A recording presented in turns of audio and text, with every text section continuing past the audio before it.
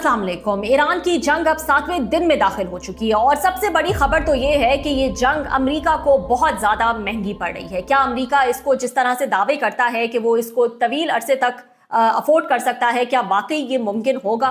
Pentagon ने $50 billion का supplementary budget मांग लिया है। अब ये बजट किस लिए है? ये उन इंटरसेप्टर्स के लिए है ताकि वो ईरान के बैलिस्टिक मिसाइल्स या ड्रोन्स को जो है वो इंटरसेप्ट कर सकें। ईरान को ये मिसाइल्स, शॉर्ट रेंज मिसाइल्स या ड्रोन्स बनाने में इतना खर्चा नहीं आता जितना इन इंटरसेप्टर्स पर खर्चा लग जाता है। ना सिर्फ खर्चा बल्कि इसका टाइम फ्रेम, इसको बनाने का टाइम फ्रेम जो है वो बहुत ज़्यादा चाहिए होता है। अब मजीद 50 बिलियन का मुतालबा लेजिस्लेटर्स को तो सोचने पर मजबूर कर सकता है कि क्या ये मजीद रकम जो है वो फौरी तौर पर देना मुमकिन भी है कि नहीं। इस वक्त जो सूरत हाल है वो ये है कि इजराइल का दावा है कि उन्होंने 80% एयर डिफेंस जो है उनका तबाह कर दिया है ईरान का, और तकरीबन मुकम्मल एयर सुपीरियरिटी हासिल कर ली है।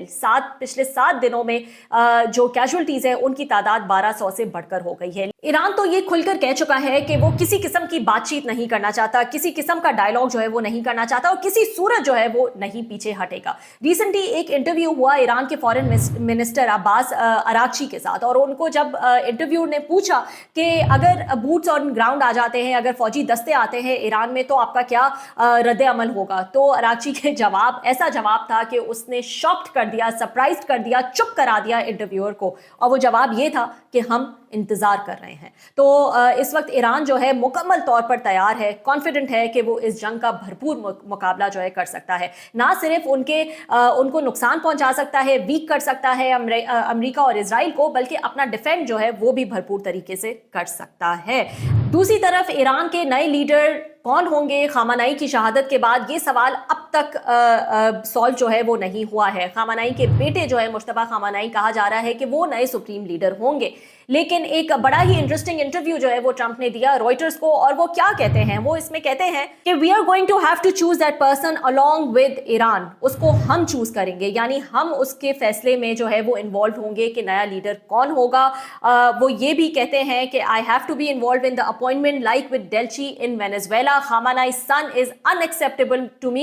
We want someone who will bring harmony and peace to Iran. तो उन्होंने कहा है कि खामनाई के बेटे उनको बिल्कुल मंजूर नहीं है कि वो ये पोजीशन लें, और जैसे वेनेजुएला का उन्होंने डिसाइड किया, वहाँ का फेट उन्होंने डिसाइड किया, रातों रात वहाँ के प्रेसिडेंट को उठाकर for the first few days Trump ने ये क्लेम किया कि मैं ही जो हूँ वो इसका एक्टिंग प्रेसिडेंट हूँ। इस किस्म का कंट्रोल वो इस वक्त ईरान पर चाहते हैं, लेकिन ये कहना बहुत मुश्किल होगा कि वो ये कर पाएंगे। उनकी यही कैलकुलेशन थी और उम्मीद थी कि खामनाई की शहादत के बाद शायद वहाँ से अंदर से रिवॉल्ट आएगा और वहाँ के लोग जो है उनकी गवर्नमेंट के खिलाफ खड़े हो जाएंगे। लेकिन उसके बरक्स हुआ ये कि वो मजीद मुत्तहिद हो गए, मजीद यूनिटी जो है वो वहाँ पे ईरान में नजर आ रही है। इंटरव्यू में एक और इंटरेस्टिंग बात जो ट्रंप ने की, वो ये कहते हैं कि जो कुर्द फोर्सेस हैं उसके हवाले से उन्होंने कहा, और उन्होंने इनकरेज किया कि Iranian Kurdish forces based across the border in Iraq to launch attacks against Iran, a move that would open a ground front in the war. I think it's wonderful that they want to do it, I will be all for it. So अब फिजाई और बहरी हमलों के बाद जो है boots on ground तक जब बात आ गई है, तो ये कहा जा रहा है कि शायद कुर्द फोर्सेस का इस्तेमाल किया जाए। लेकिन कुर्द फोर्सेस जो हैं वो खुद भी इस वक्त परेशान हैं और वो एक कशमकश में है कि आखिर कंफ्यूज हैं कि आखिर ट्रंप का जो एंड गोल है वो क्या है। और इस हवाले से कुछ खबरें भी सामने आ रही हैं कि उनमें ये बेचैनी देखी जाती है कि ट्रंप जो है वो अपनी मर्जी की रिजीम लाना चाहते हैं, रिजीम चेंज करना चाहते हैं, न्यूक्लियर एसेट्स को मुकम्मल तौर पर तबाह करना चाहते हैं। आखिर उनका एंड गोल है क्या, प्लान जो है वो एक्चुअली क्या है। अब ये जो पूरी जंग जो जारी है, इसका इकोनॉमिक इंपैक्ट जो है वो आहिस्ता आहिस्ता देखा जा सकता है। दुनिया का लगभग 20% ऑयल जो है वो स्ट्रेट ऑफ हॉर्मुज से जाता है, और स्ट्रेट ऑफ हॉर्मुज को ईरान जो है वो अपने लेवरेज के लिए इस्तेमाल करता है। और ये बात कोई नई बात नहीं है कि इस तरह से अपने लेवरेज के लिए ईरान इसको इस्तेमाल करे। इसका जो स्ट्रेटेजिक लेवरेज है उसको अच्छी तरह समझता है ईरान, और जब भी तेहरान पर मिलिट्री प्रेशर बढ़ता है वो अक्सर इस चोक पॉइंट को अपनी स्ट्रैटेजी का हिस्सा बना लेता है। तो ये एक इतना सा जो एरिया है स्ट्रेट ऑफ हॉर्मुज का, ये पूरी दुनिया की ऑयल सप्लाईज को, पूरी दुनिया को जो है वो हिलाकर जो है वो रख देता है। इस बार भी कुछ ऐसा ही हुआ है। यूएस और इजराइल इसराइल की स्ट्राइक्स के बाद ईरान ने रिटेलिएशन में शिप्स और एनर्जी इंफ्रास्ट्रक्चर्स को टारगेट करना शुरू किया।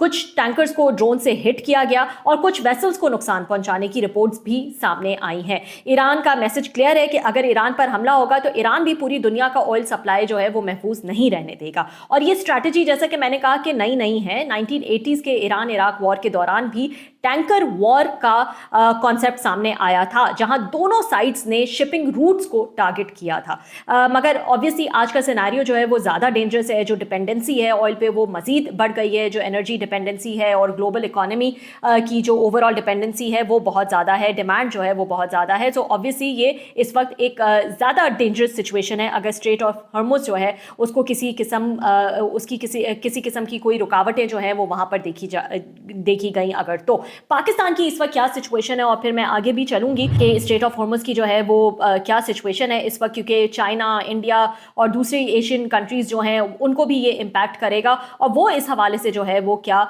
इकदाम लेंगे। पाकिस्तान ने ये किया है कि पाकिस्तान ने एक बड़ा कदम उठाया है और सबसे पहले उन्होंने सऊदी अरेबिया से रिक्वेस्ट की है और उनसे कहा है कि वो ऑल्टरनेट रूट के ज़रिए, यानी कि रेड सी के ज़रिए, जिसको याम्बू पोर्ट कहा जाता है, उसके ज़रिए ऑयल मंगवाने की दरख्वास्त दी है पाकिस्तान ने इस क्राइसिस के पेश नज़र। इसके अलावा भी कुछ प्रोएक्टिव मेजर्स हुकूमत ले रही है। एक बड़ा अहम इजलास जो है वो कल हुआ, कमेटी इजलास वज़ीर आज़म की ज़ेर सदारत, और उसमें पेट्रोलियम मसनूआत का जो स्टॉक मौजूद है, जितनी डिमांड है उस हवाले से जो है इसमें ब्रीफिंग दी गई।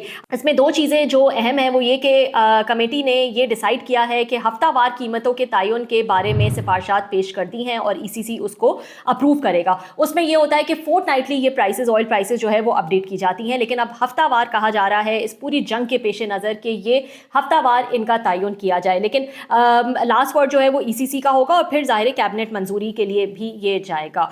दूसरी चीज़ जो इसमें की गई है वो ये कि सूबों से मुशावरत होगी और फिर पीर को इनफैक्ट सूबों से मुशावरत के बाद वर्क फ्रॉम होम के बारे में जो है प्रपोजल पेश किया जाएगा। So work from home, virtual online classes एक दफ़ा फिर वापस हम देख सकते हैं कि शायद नज़र आए जिस तरह से कोविड के टाइम पे नज़र आई थी, और ये प्रपोजल ज़रूर डिस्कस हुआ है, लेकिन इसको सूबों से मुशावरत के बाद ही इस पे कोई हतमी फैसला किया जाएगा। तीसरी अहम चीज़ जो इसमें डिस्कस हुई है वो ये कि पेट्रोलियम मसनूआत की ज़ख़ीरा अंदोज़ों के खिलाफ सख्त कानूनी कार्रवाई का जो है वो मुतालबा किया गया है और कहा गया है कि जो पेट्रोल पंप मसनूई किल्लत में मुलव्वस होंगे उनको फौरी बंद किया जाए। ओगरा उनका लाइसेंस जो है वो भी कैंसिल कर सकता है और वज़ीर पेट्रोलियम जो है वो सूबों का दौरा करें और देखें कि किस तरह से पेट्रोलियम मसनूआत की बचत और आवाम को बिला तातुल फरहमी को यकीनी बनाया जाएगा। तो जो होर्डिंग करेंगे, जो ज़ख़ीरा अंदोज़ी करेंगे, उनके खिलाफ भी सख्त एक्शन लिया जाएगा। तो ये कुछ ऐसे स्टेप्स हैं जो कि लिए जा रहे हैं इस पूरी वॉर को मद्देनजर रखते हुए कि इससे अगर किसी किस्म का ऑयल क्राइसिस आता है तो कैसे ज़्यादा से ज़्यादा दिन जो है वो निकाले जा सकते हैं। और ये जो मसला है ये सिर्फ पाकिस्तान की हद तक नहीं या मिडिल ईस्ट की हद तक नहीं है, बल्कि पूरी दुनिया की इकॉनमी और सप्लाई चेन को जो है वो अफेक्ट कर रहा है। ईरान और अमेरिका के दरमियान इस जंग में जो शुरू हुई है इसमें इस स्ट्रेटेजिक चोक पॉइंट को एक डेंजरस जोन जो है वो बना दिया है। ईरान ने धमकी दी है कि जो भी शिप इस रास्ते से गुजरने की कोशिश करेगा उसे निशाना बनाया जाएगा। आमतौर पर रोजाना आपको मालूम है कि 130 से ज्यादा शिप्स जो है वो यहां से गुजरते हैं, लेकिन जब से ये जंग शुरू हुई है ये नंबर गिरकर 2 पर जो है वो आ गया है और इसकी वजह से पूरी दुनिया में ऑयल प्राइसेस में एक भूचाल आ गया है। इसके अलावा हजारों जो लोग हैं जो शिप्स पर मौजूद हैं वो इस वक्त गल्फ के पानियों में जो है वो फंसे हुए हैं और वो इसलिए तकरीबन 200 ऑयल टैंकर्स और कार्गो शिप्स जो हैं वो स्ट्रेट ऑफ हॉर्मुज़ के करीब उन्होंने जो है वो पार्क किया हुआ है और इस पर जो काम करने वाले क्रू हैं वो वहां पर मौजूद है। उनमें भी एक बेचैनी और इस्तराब जो है वो देखा जा सकता है, खौफ के शिकार है। उनका कहना है कि वो दूर से देख सकते हैं कि किस किस्म के अटैक्स हो रहे हैं, लेकिन वो दुआ करते हैं कि उनकी शिप पे जो है वो अटैक ना हो। मिलियन बैरल्स का जो है वो ऑयल इन शिप्स पर मौजूद है और इनमें से किसी को भी अगर मिसाइल लगता है तो एक बहुत बड़े नुकसान का खदशा है। तो क्रू मेंबर्स जो हैं वो भी बहुत ज्यादा परेशान हैं क्योंकि उनको इन शिप्स पे ही महसूर कर दिया गया है। वो ना आगे जा सकते हैं ना पीछे जा सकते हैं। जो मैरीटाइम की यूनियंस हैं उनको भी अलर्ट कर दिया गया है और उन्होंने दरख्वास्त की है हुकूमतों से कि इन लोगों को जो है वो यहाँ से निकाला जाए। एक्सपर्ट्स का तो ये भी कहना है, एनालिस्ट जो ऑयल प्राइसेस को इस वक्त मॉनिटर कर रहे हैं, कि अगर स्ट्रेट ऑफ हॉर्मुज मजीद बंद रहा, अगर ये जंग मजीद कुछ दिनों तक जो है वो चलती रही, तो ग्लोबल ऑयल प्राइसेस $120 तक जा सकती हैं। ऑलरेडी तकरीबन 30 से 40% तक इसमें इजाफा हो चुका है और मजीद बढ़ने का जो है वो खदशा है। फिजाई जंग के अलावा अब ये जंग पानियों तक भी पहुंच चुकी है, जहां ईरान जो है वो पूरी दुनिया को उसने हिलाकर रख दिया है स्ट्रेट ऑफ हॉर्मुज के जरिए। वहीं यूएस नेवी जो है उनकी न्यूक्लियर पावर्ड सबमरीन जो है वो इस वक्त खुलेआम एपिक जो ऑपरेशन एपिक फ्यूरी है उसका हिस्सा बन गई हैं। 4 मार्च को हम जानते हैं कि किस तरह यूएस सबमरीन ने एक श्रीलंका के साहिल के करीब जो एक ईरानियन शिप थी उसको हमला किया और उसको डुबा दिया और तकरीबन 80 लोग जो हैं वो उसमें मारे गए। यूएस डिफेंस सेक्रेटरी पीट हेग्सेट ने दावा किया है कि उन्होंने ईरान के 20 से ज्यादा वॉरशिप्स तबाह कर दिए हैं, ईरान की नेवल पावर को बिल्कुल न्यूट्रलाइज कर दिया है। तो जहां इजराइल जो है वो ये दावा कर रहा है कि इस वक्त ईरान के ऊपर उनको एयर सुपीरियरिटी हासिल है, 80% उन्होंने उनका एयर डिफेंस जो है वो तबाह कर दिया है, वहां यूएस डिफेंस सेक्रेटरी का ये भी कहना है कि इवन पानियों में भी जो है उन्होंने ईरान को न्यूट्रलाइज कर दिया है।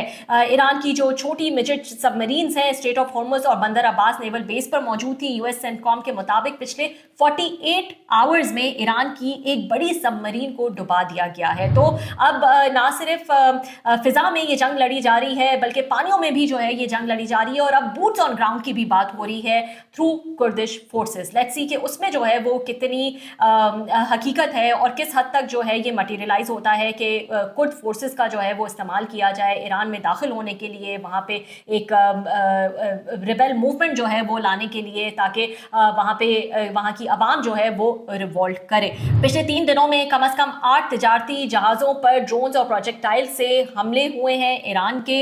रिपोर्ट्स के मुताबिक ईरान ने स्ट्रेट ऑफ हॉर्मुज में अंडर वाटर आईडीज जो है वो भी और समुद्री माइनफील्ड जो है वो बिछाना शुरू कर दिए ताकि किसी भी ग्राउंड इन्वेजन या टैंकर मूवमेंट को तबाह किया जा सके। तो ये इस वक्त जो है वो सिचुएशन है, कहीं से इस वॉर में जो है वो कमी नजर नहीं आ रही है। जहां यूएस ये क्लेम कर रहा है कि हम फुल आउट जाएंगे, बहुत अरसे तक इतना वेपन एमिनेशन सब मौजूद है, वहां हम भी किसी सूरत पीछे नहीं हटेंगे, हमारे पास फुल सलाहियत है